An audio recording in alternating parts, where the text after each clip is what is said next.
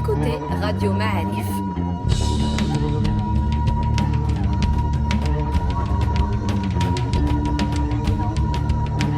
Le podcast Histoire.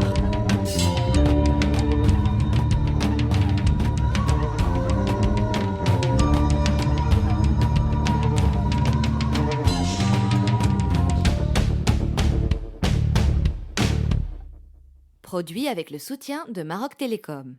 Bonjour, bienvenue à tous sur Radio Ma'arif. En état de confinement, donc un podcast par télétravail. Excusez la qualité du son qui est sans doute sûrement même inférieure à celle que vous avez l'habitude d'entendre.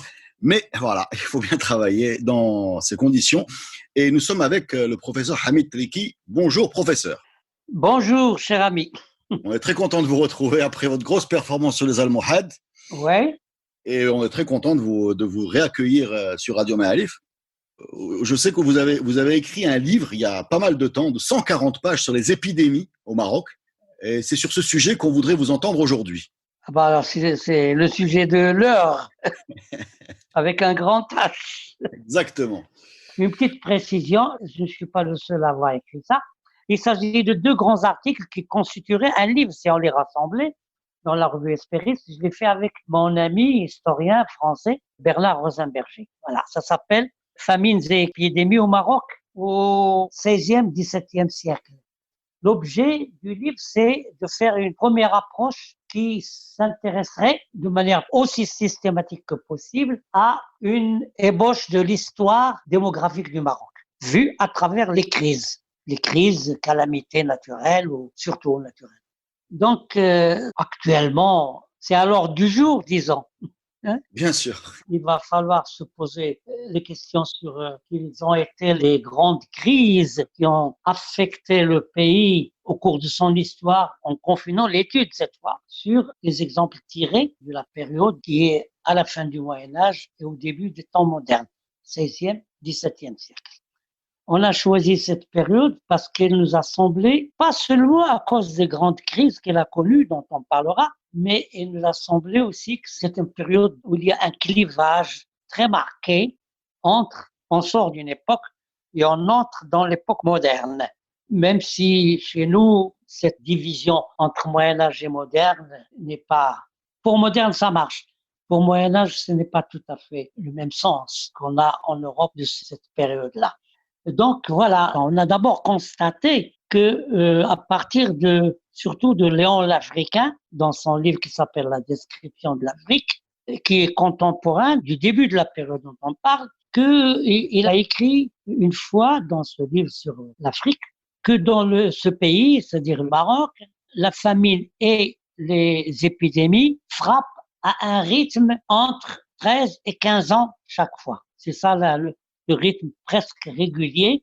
Après, quand on s'est mis à recenser tous les deux avec Bernard Rosenberger, qu'est-ce que cela signifie à travers les événements réels de l'histoire du pays, on a constaté qu'effectivement, il y a un rythme et qu'il y a, en général, ça commence comme ça.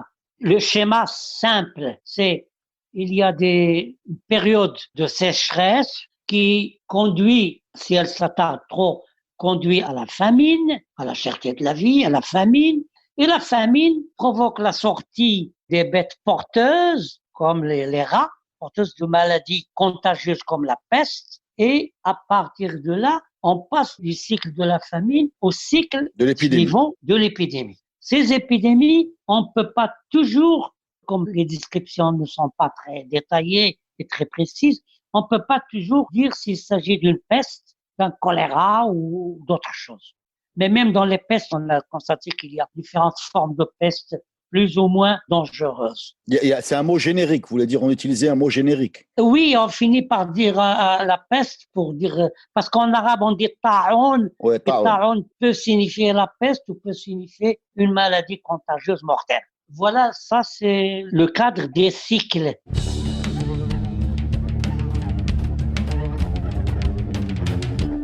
Les maladies contagieuses, comme celles que l'on est en train de traverser en ce moment, ne sont pas toujours liées uniquement à la famine, engendrées par la famine qui amène les rats, etc. Non, ils peuvent venir de l'extérieur. Assez souvent, par le biais des pèlerins, parce qu'il y avait des zones endémiques en Syrie, en Orient, donc les pèlerins à la Mecque. Il y avait aussi des déclarations de peine de ta'oun, de maladies contagieuses, qui arrivent au Maroc par les bateaux étrangers qui viennent de l'Italie où emmènent les pèlerins ou viennent de l'Espagne. Et il y a une zone endémique au Maroc aussi, c'est l'extrême sud jusque vers la Mauritanie, qui pousse également, qui provoque ou emmène des calamités de cette nature contagieuse. Voilà, grosso modo, c'est ça. Donc, on a vérifié, on a trouvé effectivement que tous les 15-20 ans, selon les sources, arrive une calamité grave, soit famine et peste. On parle du XVIIe siècle. On est parti de 1500 à peu près parce que c'est le moment où Léon l'Africain écrit et nous donne cette information sur le rythme de 12-15 ans, etc. Et on a recensé ce qui s'est passé au XVIe et jusqu'au milieu même du XVIIe siècle. Et quand on s'est rendu compte qu'effectivement, ça se reproduisait à un rythme assez régulier et violent, assez élevé, on s'est dit, c'est pour expliquer pourquoi on a étudié la chose, on s'est dit, ça ne peut pas ne pas expliquer des événements historiques. Alors, à ce moment-là, notre étude, elle est loin d'être une étude, on n'est pas médecins tous les deux, spécialistes de la peste ou quoi que ce soit, mais on a voulu voir quel est l'impact de ces crises sur le courant de l'histoire pendant une période donnée, 16e, 17e siècle. Période cruciale parce que c'est le moment où le Maroc s'attendait ou faisait même des efforts assez remarquables pour se connecter à la façade atlantique, c'est-à-dire au rapport avec l'Europe en expansion, en dehors du fait que les côtes ont été occupées par les Portugais et les Espagnols, etc. Mais simplement l'effort que les premiers Saadiens, par exemple, au milieu du XVIe, ont fourni pour s'adapter à la situation du XVIe siècle, c'est-à-dire entrer dans les temps modernes, disons pratiquement en même temps que en relation avec l'Occident chrétien, qu'il soit méditerranéen ou atlantique. Donc, c'est comme ça qu'on a dit, on va voir qu'est-ce qui se passe. Effectivement, on a constaté, première, parce qu'il n'est pas question de vous énumérer les multiples dates, mais de manière très résumée, très synthétique. L'idée principale à retenir de ces séries plus ou moins graves, parfois très graves, très très graves, puisqu'ils peuvent avoir emporté jusqu'à la moitié de la population d'une ville comme Fès, par exemple, ou Marrakech, et puis sans compter les campagnes. Mais les campagnes étaient moins touchées à cause du peu de proximité, de promiscuité plutôt dans les campagnes, et moins dans les déserts aussi, parce que les déserts vont jouer un rôle important dans le phénomène du repeuplement du pays dont la population s'évaporait comme ça par les séries de peste et de famine. Donc, je dirais un seul exemple, parce que c'est le plus grave qui a touché les plaines atlantiques marocaines, et notamment, nous sommes mieux informés, mais c'est peut-être une perspective pas forcément la meilleure, mais nous avons plus d'informations sur la côte à cause des Portugais, des Espagnols et des Anglais, etc., qui venaient commercer avec le pays sur sa façade atlantique. Le cas le plus grave est celui de la famine de 1521 dans les plaines atlantiques entre Azmour et Safi et l'arrière-pays. C'est très grave parce qu'il y a une très forte mortalité, mais aussi, surtout, parce que les Portugais ont profité de cette situation, eux qui un peuple peu peuplé et qui a besoin de main-d'œuvre, esclaves pour les découvertes outre-Atlantiques, ont commencé à acheter à bon compte, pour rien, les Marocains et Marocaines, et ils avaient le choix de prendre, on dit textuellement, les plus belles jeunes filles et les jeunes garçons les plus solides. Donc, cette région où il y avait des villes, ces villes ont disparu définitivement et le rythme à un moment était tellement, c'est pour ça que je te dis, je parle seulement de 1521-22, il y avait par exemple à Safi et à Azmour des caravelles qui pouvaient par jour embarquer jusqu'à 1000 jeunes Marocains et jeunes Marocaines. 1000. Et ça a duré des semaines, des mois. Cette chute démographique ne pouvait plus se renouveler du fait qu'il y avait moins de jeunes filles capables d'engendrer, grande majorité a quitté le pays. Il n'y a plus de renouvellement. Ça, c'est un premier constat. Et il est valable pour toutes les autres périodes.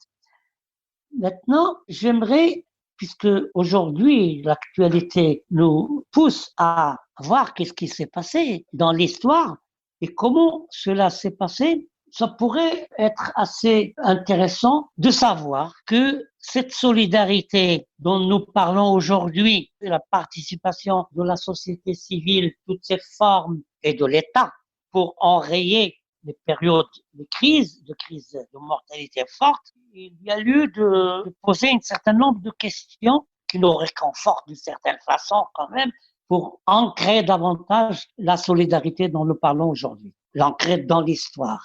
D'abord, le problème qui s'est posé et qui se pose très relativement aujourd'hui parce qu'il a été contenu, c'est le problème de l'interprétation d'une épidémie par rapport à l'islam. Que dit l'islam? Et il y a là deux tendances qui s'entrechoquent. Une épidémie peut être ressentie comme elle l'était aussi dans les pays chrétiens au Moyen-Âge, comme un châtiment divin. Parce que, à cause de notre conduite, etc., nous sommes punis. Mais ce qui est plus important, c'est que quand on tient ce raisonnement-là, on dit, dans ce cas-là, chercher à se prémunir par la quarantaine et l'isolement, etc., c'est comme une non-reconnaissance de la miséricorde divine et de la fatalité que Dieu a inscrite pour nous. Ça, heureusement, ce n'était pas la majorité. Mais là où il faut attirer l'attention de manière plus intéressante, c'est que ce n'était pas le point de vue de l'intelligentsia, c'était pas le point de vue de beaucoup de fuqaha et surtout des médecins. L'exemple le plus fort, ça s'est déclenché à Grenade au XIVe siècle, mais ça nous concerne parce que nous étions aussi victimes de la fameuse peste noire de 1348-49, qui a emporté la moitié de la population de tout le pourtour méditerranéen, y compris le Maroc. Là, la controverse s'est atténuée et on a davantage penché du côté du rôle que doivent jouer les médecins. Ibn Khatib, par exemple, il dit « Laissez votre interprétation ». Ibn Khatib, qui est un grand vizir, un grand historien et un médecin de Grenade au milieu du XIVe siècle, il disait « Laissez de côté l'interprétation théologique et laissez les médecins faire leur travail ». Ce qui est une attitude, un comportement d'une modernité par rapport au XIVe siècle, d'une modernité extraordinaire, parce que même en Occident chrétien, on cherchait des boucs émissaires, ça a été par exemple les Juifs là-bas, qui sont responsables, etc., etc., ou tout simplement, c'est considéré comme une désobéissance à la volonté divine. Par contre, chez nous, c'est ancré l'idée que d'abord, c'est une contagion, parce que les gens, certains ne voulaient pas croire au concept même de contagion. Les médecins de l'époque, etc., et les États œuvrent en fonction d'une épidémie qui est contagieuse et contre laquelle il faut se prémunir. Ça, c'est une idée très importante puisqu'elle est d'actualité en plus. Ensuite, question solidarité. C'est très intéressant de voir que la solidarité pouvait venir aussi de l'État, des institutions supérieures de l'État, puisqu'il y avait les greniers de l'État où étaient emmagasinés les céréales pour des époques pareilles et on pouvait procéder à des distributions comme on le fait aujourd'hui pour l'informel. Mais le gros, en fait, le soutien le plus fort, et c'est très important, venait des congrégations des awliya Allah, des hommes de Dieu en tant qu'individus, mais aussi des hommes de Dieu groupés dans les zawiyas, donc dans des confréries religieuses. Et on a commencé à adopter une politique de la nourriture des démunis pendant les périodes, notamment pendant les périodes comme celle dont on parle, de crise, est apparu ou s'est développée dans les zawiyas la notion de al-it'am, c'est-à-dire l'acte de nourrir. On traduit ça en général par le régime de la table ouverte. Que les zawiyas, avec toutes leurs les zawiyas, vous savez, c'est un réseau, 16e siècle, réseau de Jazoulia, qui est étendu à tout le pays, campagne et ville.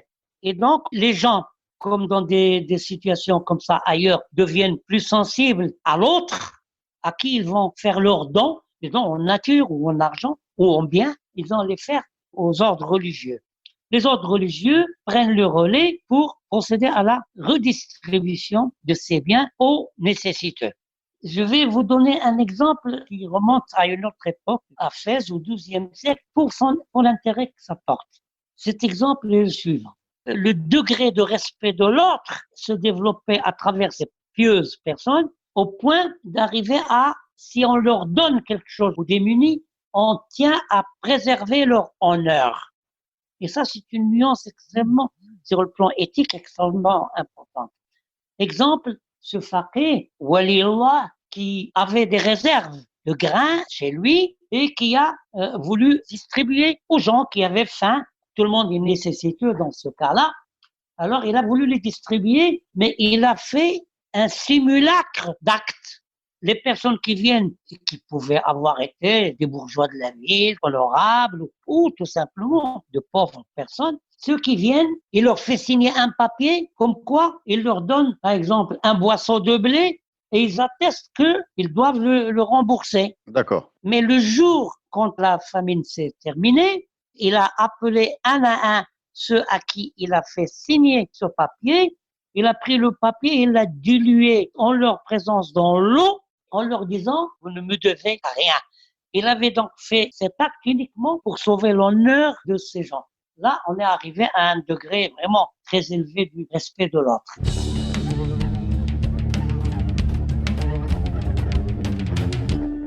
On a parlé du rôle de la Zaouïa pour la redistribution des richesses et la solidarité en cas de crise. Je sais que vous avez également quelque chose à nous dire sur le côté fiscalité et le côté éventuellement tension. Ouais. Qui est né de ces périodes difficiles, tension entre le mercenaire et les populations. Est-ce que vous pouvez développer ça? Schématiquement, quand on a étudié peste par peste, famine par famine, mais surtout les pestes, on a dit que ça emportait jusqu'à la moitié de la population, 30%.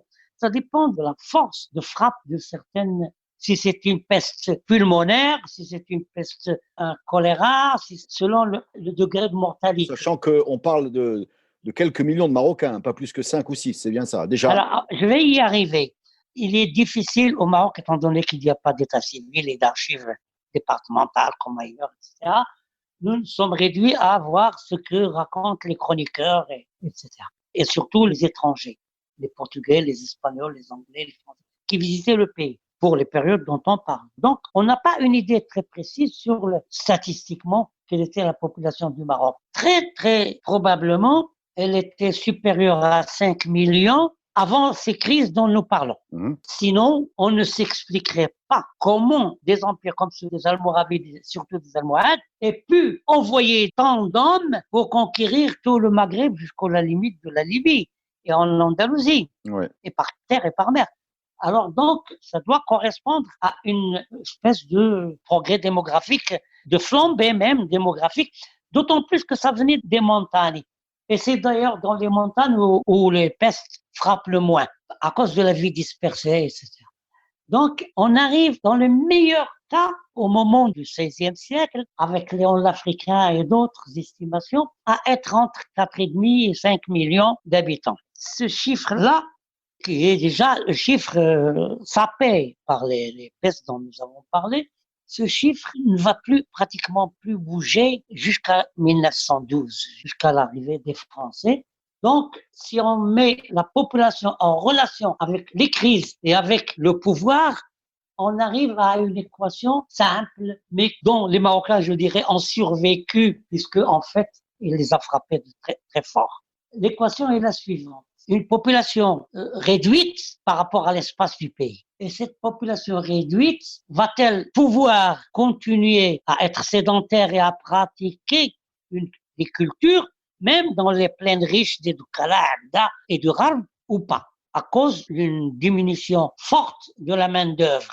On constate qu'il y a eu plutôt l'inverse, pas le développement des cultures céréalières qui exigent une main-d'œuvre forte, mais plutôt l'expansion du pastoralisme et de l'élevage. À cela, il y a deux raisons. La première, on la devine, c'est celle qui veut que quand il y a moins de main-d'œuvre, l'économie la plus rentable dans les systèmes anciens, quand c'est pas l'agriculture, c'est l'élevage. Plus d'espace et moins de bras. Ça, c'est une première constatation. Mais le développement du pastoralisme ou du nomadisme et son corollaire, l'élevage, se développe de cette manière, mais aussi parce que, curieusement, ça peut paraître paradoxal, les réserves humaines, quand il y a vide de la population au nord du Maroc, arrivaient généralement ou presque toujours du désert, du Sahara. Des populations du sud. La montagne, mais beaucoup les déserts, carrément. D'accord. Les nomades qui cherchent toujours un territoire où ils peuvent être plus à l'aise, sachant qu'il y a le vide au nord,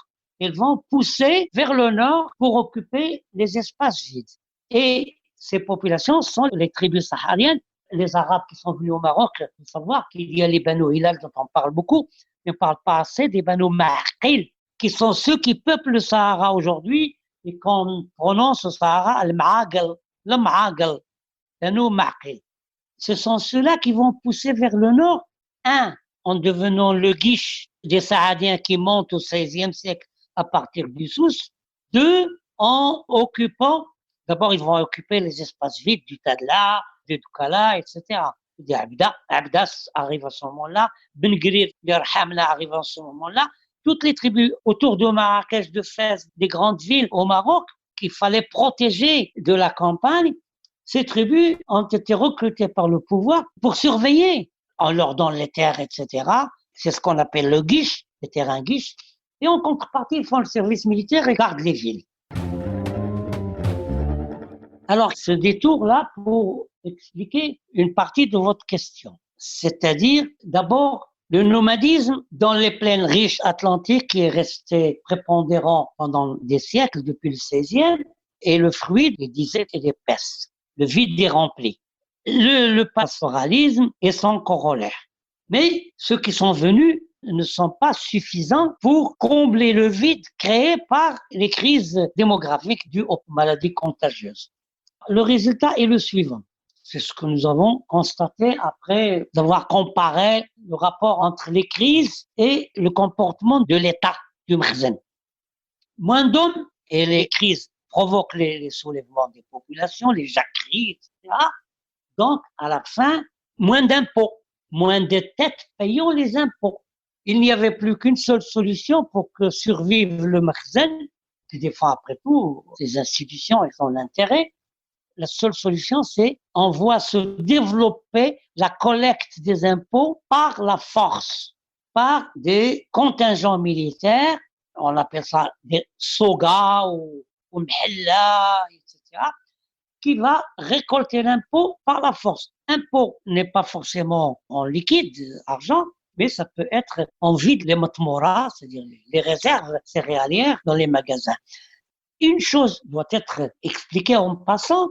À Casablanca, quand on dit le quartier Mers Sultan, bon, on le prononce à la française, Mers Sultan. Le Mers signifie le lieu où était entreposé le fruit des impôts pour le Makhzen en nature.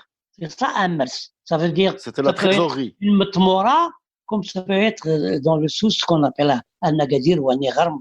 Et ça, c'est une affaire entre tribus. Mais par contre, dans les plaines, quand on entend Mers Sultan, il y a beaucoup de gens qui croient que c'est un mot français, Mers Sultan. Et il se trouve pas loin du Palais Royal. Effectivement, pas loin du Palais Royal de Darb Sultan. Oui. Darb Sultan et Mers Sultan, Mers Sultan. Donc, c'est ça le rapport. Les gens ne payant plus l'impôt d'eux-mêmes, ils étaient accablés par tout ce qui se passait. Chaque 10 ans, 15 ans, 20 ans, on ne pouvait récolter l'impôt que par la force. Mais est-ce que ça ne créait pas justement une spirale des révoltes, puisque... Oui, mais c'est ça qui a abouti à ce qu'on appelle, de manière un peu diffusée par les Français, la Siba. Or, la Siba a pris le sens de révolte gratuite et désobéissance. Non, c'est pas gratuit. Une Siba, c'est on est accablé, on n'a rien à manger, on vient de prendre nos réserves par la force. Donc, on se révolte. Et ça, on le constate de manière très claire quand on analyse, on fait le rapport entre les crises frumentaires, les crises démographiques dues à des maladies contagieuses et la violence du pouvoir. Et c'est comme ça que peu à peu s'est institué jusqu'à 1900, même un peu après, ce rapport de force entre la population et l'institution Makhzen. Un phénomène qui se développe aussi pendant les périodes de crise de peste, à ce moment-là, ressenti par les populations comme un châtiment. À ce moment-là, on a constaté que chaque fois qu'il y a une très forte crise de ce genre, apparaissent des gens, des meneurs de foule. Des gourous. Exactement, mais que chez nous, on appelle le Mehdi. Exactement. J'avais publié avec mon ami Halima Fahat un article qui s'appelle « Faux prophètes et Mehdi au Maroc médiéval ». Eh ben, on a beau dire que les musulmans considèrent que Sidna Mohammed, c'est le dernier, bien entendu, des prophètes. Mais quand on a trouvé au moins 13 prophètes, déclarés prophètes. Même en Andalousie jusqu'au XIIIe siècle. L'Andalousie qui est très développée par rapport à nous sur le plan culturel, islamique, fiqh, etc. Or, pendant la dernière crise que nous étudions de manière forte, de manière assez détaillée, parce il se trouve qu'il y a un manuscrit qu'on avait compulsé, qui se trouvait à la Bibliothèque générale de Rabat avant, qui s'appelle l'Ihya wal Inti'ash, Zawiyat Ayt Ayyash, Bani Ayyash. Et ben, celui-là, il décrit une très forte peste et famine qui a sévi dans le Tadla. Et lui, il est dans la montagne qui surplombe le Tadla. C'est comme s'il zoomait sur le Tadla, et donc il a pu donner beaucoup de détails. Alors, cette peste et famine du milieu du XVIIe siècle n'est en fait que la reproduction d'une peste la plus grave que le Maroc ait connue, celle de la fin du XVIe jusqu'à 1708, quelque chose comme ça. C'est la peste dont est mort même le grand sultan Ahmed al-Mansour Devi en 1603. Ouais. Alors là, c'est le moment où va apparaître un Mehdi, après la mort d'al-Mansour, un Mehdi qui s'appelle Abou Mahalli et qui dit être lui qui est venu pour remplir la terre de justice, après qu'il a été rempli d'iniquité, que c'est lui le sauveur, le Messie, etc., etc. Excusez-moi, c'est pas lui qui était un amateur de tabac? En vérité, je ne sais pas. Mais c'est le moment où le tabac est entré au Maroc. C'est le moment où les enfants de Ahmed Mansour, Abou Fars, Zidane et j'ai oublié le nom du troisième, se bagarrent cruellement. Oui, lui, il se bagarre contre Zidane, qu'il fait sortir. Zidane, c'est comme ça que Zidane s'est échappé de Marrakech. Et c'est Abou Mahalli qui est entré dans Marrakech au Palais Badi et qui est resté plus de 2 ans et demi ou quelque chose comme ça. Et il va finir par mourir. Et Zidane, qui va le sauver? Une zaouia dans les Haha, dont le chef était chez les Haha et dont la capitale était Taroudant, entre autres. Donc, la zaouia vient au secours d'un sultan qui échappait d'un Mehdi et finalement, grâce à lui, ce Mehdi sera tué et vaincu. Donc, c'est les moments propices où les foules pouvaient s'agglutiner facilement autour d'un meneur d'hommes qui, dès qu'il se proclame Mehdi, devient infaillible et tout ce qui s'ensuit, que c'est le bon Dieu qui l'a envoyé, etc. C'est comme, pas un prophète, mais presque. Et donc, voilà les grandes lames de fond qui traversaient le Maroc, provoquées par un rythme continu et assez régulier des famines et des pestes, et qui a engendré finalement ce rapport violent entre la population et le pouvoir. Merci beaucoup, merci beaucoup. Je ne sais pas si vous avez quelque chose à rajouter. Non, je voulais ajouter une petite anecdote. Allez-y. Tirée du livre de Ayt Ayyash, Ihya wal Inti'ash. C'était la famine, on parle du Tadla, et l'auteur du livre, qui est de la Zawiya d'Ayt Ayyash, il dit, ça en dit long ce qu'il enregistre, il dit que les pauvres, pendant cette famine, mouraient parce qu'ils n'avaient rien à manger. Mais que les riches qui avaient des réserves mouraient également parce que Dieu leur a envoyé une maladie à la gorge et qu'ils ne pouvaient pas manger. D'accord. Voilà, ça en dit long sur la position de la Zawiya d'Ayt Ayyash sur les riches et les pauvres. Merci beaucoup, merci beaucoup. On a appris beaucoup de choses. Je vais essayer de résumer un petit peu. Si Hamid Tleki, vous nous avez parlé d'un rythme élevé de catastrophes qui avait un impact démographique, qui avait un impact économique puisque ça remplaçait les cultivateurs par des éleveurs. Ça avait un impact culturel puisque ça déplaçait des populations du sud vers le nord. Ça avait un impact politique vu que ça impliquait plus de dureté au niveau de la collecte de l'impôt et plus de dureté au niveau de la réponse des populations. Ça avait un impact religieux, puisque ça encourageait l'apparition de faux messies ou de vrais leaders. Et ça a été très important dans notre histoire, vu le rythme élevé de ces catastrophes. Est-ce que j'ai bien résumé les choses à peu près? Très bien résumé, je vous remercie. Non, c'est moi qui vous remercie. Mieux que moi. Non, c'est pas vrai, c'est pas vrai. C'est parce que je vous ai écouté. Ah, Moi, je veux encore une fois m'excuser aux auditeurs de Radio Ma'arif. Podcast réalisé en télétravail à cause du confinement. Restez chez vous, soyez prudents et merci beaucoup de nous écouter. Et merci beaucoup à Hamid de nous avoir accordé ce temps-là. C'était précieux. Et à bientôt pour un nouveau podcast. Je peux vous rajouter une petite chose? Je vous en prie. Je reviens toujours à mes chers Almohad.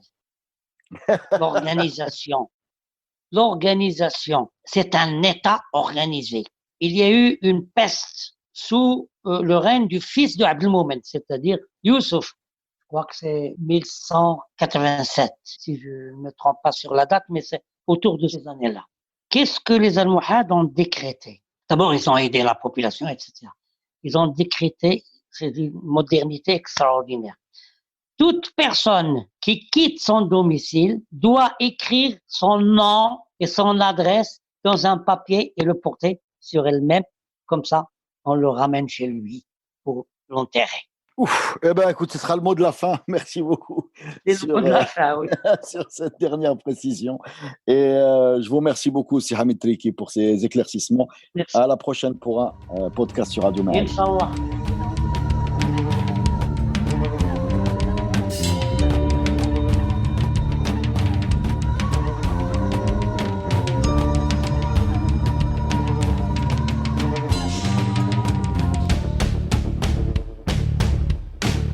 Ce podcast est produit avec le soutien de Maroc Télécom. Maroc Télécom, un monde nouveau vous appelle.